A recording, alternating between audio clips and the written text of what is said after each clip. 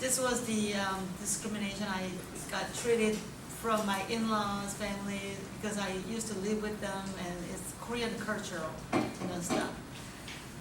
For the first 3 years, you need to live as if you are deaf. Then the next 3 years as if you are blind, and then live another 3 years as if you are dumb. This is well-known Korean proverb for a woman who are newly married and live with their in-laws. So one of the body paragraphs. During the first year, I was so young and naive, and I believed all other women were living the same way. I put my best effort into adapting to the situation and tried to earn as much credit as possible from my in-laws. However, I realized my mother-in-law treated my sister-in-law and I differently in many ways.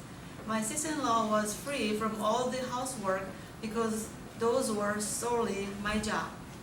One day, at the dinner table, my mother-in-law told my sister-in-law not to eat too much so she could maintain her slim body and beauty.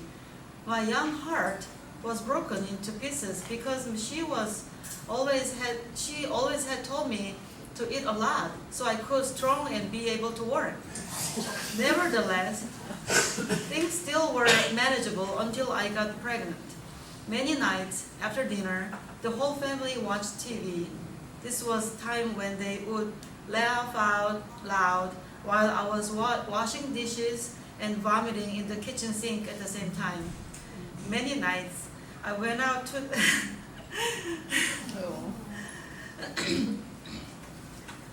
Many nights I went out to the park in front of my house and stared at the moon where I saw my mom's face. I was continuously working hard until the day I delivered my first baby. I had an adorable son, and he was my everything. I finally had someone who was not named with in-laws. But as soon as I came home from the hospital, I became deeply depressed again. The whole family was excited about the baby, and the baby only. My mother-in-law even called me husk, which means my body was a useless shell after a baby had been delivered. She probably made this comment as a joke, but it still hurt.